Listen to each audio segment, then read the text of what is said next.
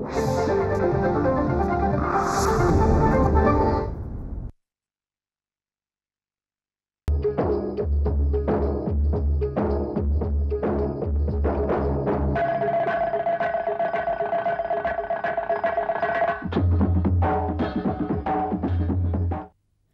कार्यक्रम संग्रहित असल्याने ध्वनिचित्रमुद्रण सदोष असण्याची शक्यता आहे.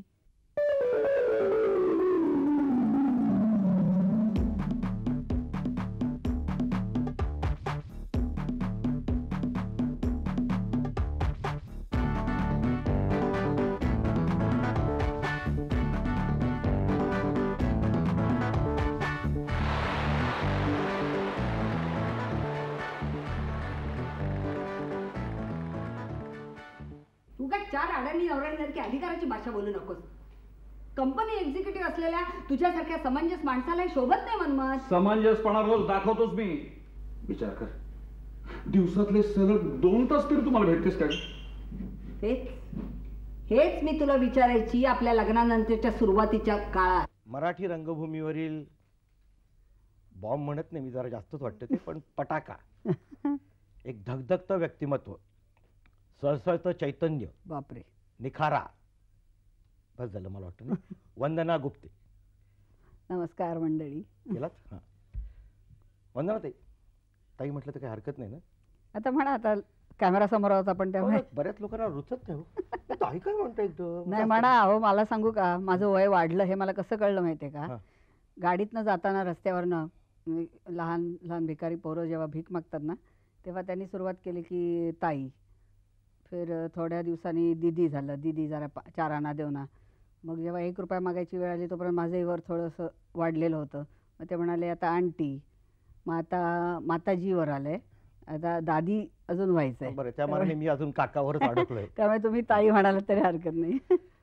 बरं, मला एक सांगा की मी जेवढी तुमची नाटकं बघितली, तर मी बघितलीत तेवढी, झुंजपासून पुढची सगळी नक्कीच बघितली.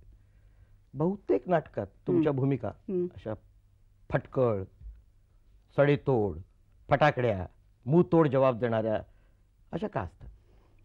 मी मुळात तशीच आहे. म्हणजे काय माहिती आहे, बाहेर सुद्धा म्हणजे अभिनेत्री वंदना गुप्ते आणि बाहेरची वंदना गुप्ते सुद्धा तशीच आहे, मुंहतोड. एखादी गोष्ट नाही पटली तर तिथले सांगून मोकळे होते. आत बाहेर हा प्रकार माझ्याकडे नाही. नाही मान्य, पण म्हणून नाटकात तशी भूमिका कशी असेल नेमकी? नाही, काय झालं, पहिल्यापासून मला, आता पहिलं मी बऱ्याच वर्षापूर्वी जे नाटक केलं होतं, झुंज नाटक, तर होतंच तसं मुंहतोड जबाब देणारं. पण त्याच्यानंतरची सोय जी केली तशीच ती जरा एक प्रखर किंवा स्पष्ट वक्ती अशी कॅरेक्टर्स मला पहिल्या 1-2 नाटकात मिळत गेल्या आणि त्या क्लिक झाल्या. त्यामुळे दिग्दर्शकांनाही त्या भावल्या, प्रोड्युसरनाही त्या भावल्या, लेखकांनाही भावल्या. त्यामुळे माझ्यासाठी तसेच रोल लिहिले गेले का काय मला माहीत नाही, पण माझी जी बाहेर प्रतिमा आहे तीच स्टेजवरती. आणि मला करता करता लक्षात आलं की खरंच मी मुंहतोड आहे आणि माझ्या मुंहतोडपणाचा माझ्या कॅरेक्टरमध्ये मी तो पूर्ण वापर केल्यामुळे त्या कॅरेक्टर्स पण खूप छान रंगल्या गेल्या. आता जसं 4 चौघीचं उदाहरण देता येईल की 4 चौघी हे नाटक वाचलं त्यावेळी मला असं वाटलं की अरे बापरे, हे बायकांचे एवढ्या प्रश्न आहेत जगात, हे आपल्याला तर अनुभव काही नव्हता. पण तो 4 चौघीमधले संवाद बोलता बोलता मला लक्षात यायला लागले की अरे आपलेच विचार आहेत, आपल्याच विचारानं कोणीतरी एक हे दिलं. तुम्ही जशा बाहेर आहात संवाद तशाच रंगभूमीवर असता, हो, असं एक म्हटलं जातं. तर हा तुम्हाला आरोप वाटतो की कॉम्प्लिमेंट वाटतो? मला कॉम्प्लिमेंट वाटते. कारण रंगमंचावर एरवीसवा वावरणं फार कठीण आहे. आता तुम्ही एक पात्री प्रयोग करता म्हणजे मला बघितल्यामुळे कठीण आहे लक्षात आलं तुमच्या. नाही, खरंच आहे. कारण 1000 लोकांच्या समोर उभं राहून काम करणं इट्स नॉट अ जोक. आणि त्याला जर सहजता असेल तर घरात वावरते तशीच भूमिका मी रंगमंचावर करते. कारण मला असं वाटतं की नाटक हे प्रेक्षकांना खूप जवळचं वाटतं, आपल्या घरातलं वाटतं. पण मग तुम्ही भूमिकेत शिरला असं कसं होईल? कारण तशात तुम्ही आहात. हां, असं नाही वाटत? तशी आहे, पण प्रत्येक भूमिकेची डिमांड जरी तशी नसली तरी नाटकात जे घर दाखवलेलं असतं ते घर त्या कॅरेक्टरचं असतं ना. त्यामुळे तो जो वावर सहज त्या घरातला नसेल तर ती कॅरेक्टर उपरी वाटेल त्या नाटकातली. त्यामुळे तो वावर, इनफॅक्ट नाटक आम्ही जेव्हा शेवटच्या काही रिहर्सल करतो त्यात आम्ही मुद्दाम स्टेजवरती किंवा आम्हाला जे हाताळायची असते प्रॉपर्टी ती आम्ही मुद्दाम 8-10 दिवस त्याच्यावर तालमी घेतो की हे आपलं घर आहे, नैसर्गिक वाटण्यासाठी. आणि तसा वावर असेल तर मला असं वाटतं की त्यामुळे कदाचित प्रेक्षकांमध्ये मी जास्त पॉप्युलर असावी. कारण हे आपल्याच घरातले आहेत, आपल्याच घरातले, त्यामुळे आपल्याच घरातले प्रश्न पण आहेत असंही वाटतं, आपल्याच घरातले विचार कशा कशा निवडता भूमिका? म्हणजे दिग्दर्शक बघून, नाटककार बघून, संहिता वाचून, सहकलाकार बघून, संच बघून, तुमची स्वतःची भूमिका बघून, मानधन बघून? खरं तर सगळंच बघून. आत्ता तुम्ही जे जे उल्लेख केले ते सगळे बघून. पण मुख्य पहिलं संहिता वाचून माझी जी कॅरेक्टर आहे, मी कॅरेक्टरची लांबी रुंदी बघत नाही फारशी, खोली बघते. इम्पॅक्ट खोली बघते जास्त करून. पण माझा एकटीचाच रोल चांगला आहे आणि बाकी नाटक वाईट हवा असं असेल तर मी नाही घेत. आणि मग एकदा नाटक आणि कॅरेक्टर आवडली की मग प्रोड्युसर कोण आहे, दिग्दर्शक कोण आहे. कारण दिग्दर्शकाचा आणि स्वतःचा रॅपो जो चांगला नसेल तर संहितेवरती आणि अल्टिमेटली नाटकावर परिणाम होतो. त्यामुळे दिग्दर्शकाशीही रॅपो चांगला असावा लागतो, सहकलाकारांबरोबर सुद्धा चांगला असावा लागतो. पण काही कलाकारांच्या बाबतीत असं म्हणतात की सुरुवातीच्या एक 10-15 प्रयोगात त्यांची जी इन्व्हॉल्वमेंट असते, जी इंटेन्सिटी असते, सिन्सिअरिटी असते, जितकं मन लावून ते करतात, ते एकदा बसलं, जम बसला, नाटक क्लिक झालं की बाई पाट्या टाकण्याची प्रवृत्ती वाढत जाते. तसं काही घडतं का? खरं आहे, माझ्या बाबतीत कधीच नाही घडत. कारण मी फारच जबाबदारीने आणि डेडिकेटेडली करत आले नाटक. त्यामुळे माझ्या बाबतीत असं घडत नाही. पण असे खूप कलाकार आहेत की ज्यांच्यावर हे आरोप केले जातात ते खरे आहेत. म्हणजे त्यांचा इंटरेस्टच कमी होतो एक 15 प्रयोगात. म्हणजे नाविन्य असतं तेवढ्यापुरता ते त्याच्यात इन्व्हॉल्व्ह होऊन काम करतात. एखादा प्रयोग खूप छान करतात पण कन्सिस्टन्सी नसते, आणि विच इज व्हेरी इसेन्शियल ह्या नाटकाच्या फील्डमध्ये. कधी असं होतं का की मध्येच अडखळायला झालंय, विसरायला झालंय? कारण माझी ट्रिक काय, मी एकटाच असल्यामुळे मी हातातली वायर हलवत बसतो, वायर पाहायची, ते वायर पाहायचे, नाटकं करतो. काही वेळेला लोकांना कळत नाही, पायातनं निघालेली दिसते तरी हा का बोलतोय.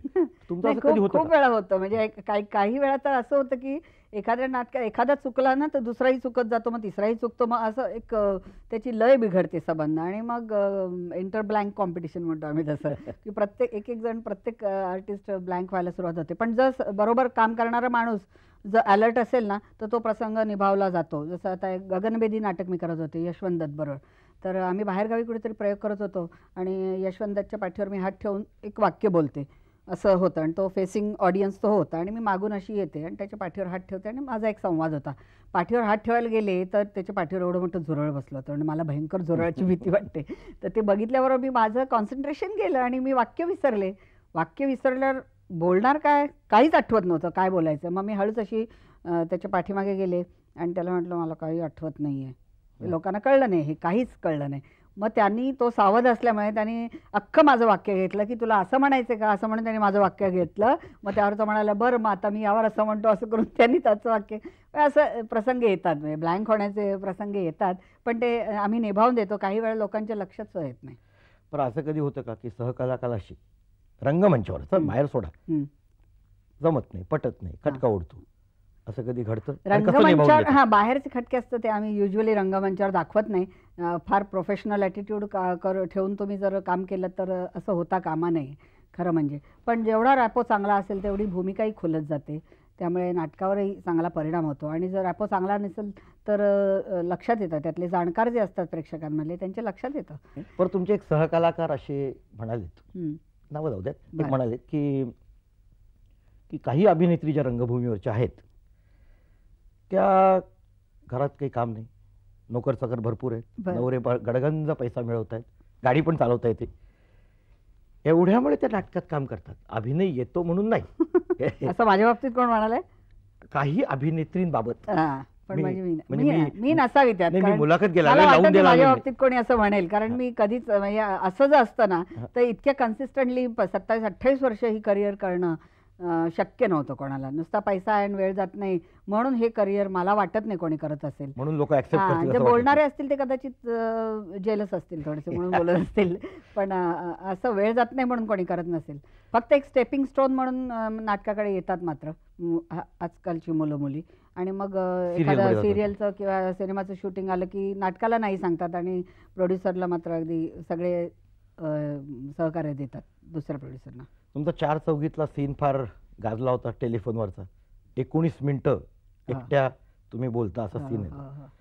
त्यामुळे तुम्हाला असं नाही वाटलं की आपण एकपात्री करावा? मला खूप दिवस मनात आहे एकपात्री. मी बोलता म्हणून माझा एक स्वतंत्र कार्यक्रम करते सुद्धा, पण तो गप्पांचा, म्हणजे जसं आता आपण दोघं गप्पा मारतोय तसं कोणतरी मुलाखत घेतं आणि मी त्या गप्पांच्या ओघात मग माझे काही अनुभव किंवा माझे विचार किंवा नाटकातल्या भूमिका ज्या केल्या आहेत त्यातले आवडते काही प्रवेश असं मी करून दाखवते.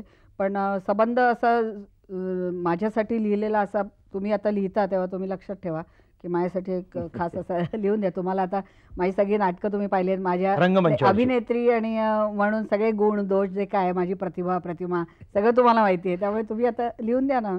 मी इनफॅक्ट दिलीप प्रभाळकरचे खूप मागे की माझ्यासाठी पण असा एक बहुरूपी असा कार्यक्रम काहीतरी लिहून दे की, कारण मला माहिती आहे मी कुठलीही भूमिका लिहिल्या करू शकते. पण ते काय स्वतः स्त्री भूमिका पण करू शकतात. आता तुम्ही आता चारचौघीचा उल्लेख केला म्हणून मी सांगते 19 मिनिटाचा त्यात प्रवेश आहे.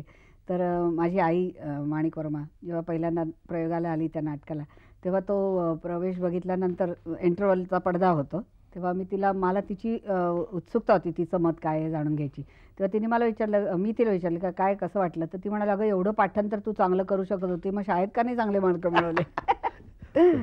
बरं, झुंज मधला एक सीन तुमचा फार गाजलेला आहे.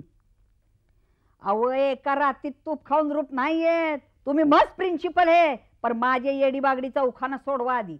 मला सांगा, जेवणाचा घास 5 बोटं हातात घेतात म्हणून बोटं घास खात्यात वय, हातातला घास वाटात जातो म्हणून वट घास खात्यात वय, वटातला घास दात चावत्यात म्हणून दात घास खात्यात वय, चावलेला घास नरडे वाटा पोटात जातो म्हणून नरड घास खातं का? अव घास खाता पोट. आता तुम्ही म्हणाल घास जर पोट खातं तर मग ताटातून बोटात, बोटातून वाटात, वाटातून दातात, दातातून घशात, घशातून पोटात एवढी लांबण काय पायी? अहो ते ताटच पोटावर ठेवावं. मला सांगा पोट खाईल का ते ताटातला घास? हा नाही खाणार, मधली लांबण लागणारच. एकदा एक गमतीशीर अनुभव आहे. प्रेमाच्या गावा जावे नाटक खूप सुरुवातीपासून शेवटपर्यंत अगदी मनापासून हसवणारं, खळखळून हसवणारं नाटक. आणि त्या नाटकाचा आम्ही गोव्याला एका ठिकाणी प्रयोग करत होतो, गोवा नाही कोकणात.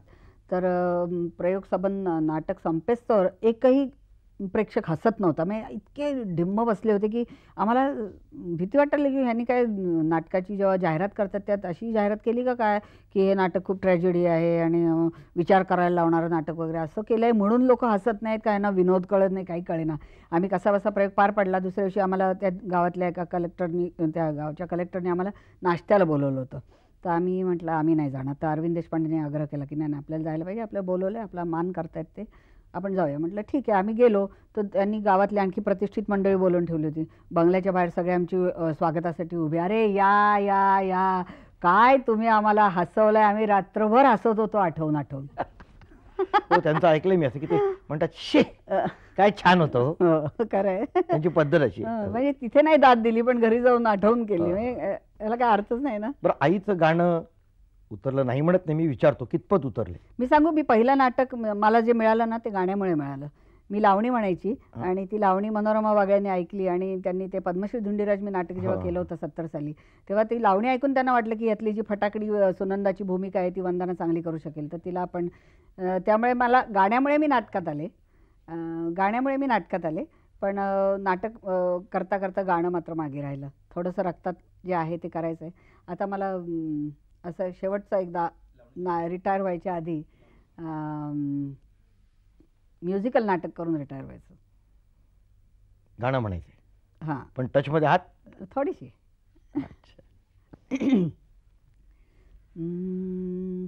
आला ग बाई आला ग बाई आला ग, आला आला आला आला हो, आला आला आला आला ज्ञानबा, पाडाला पिकलाय आंबा, आला बाय पाडाला पिकलाय आंबा, नीट बघ पाडाला पिकलाय आंबा.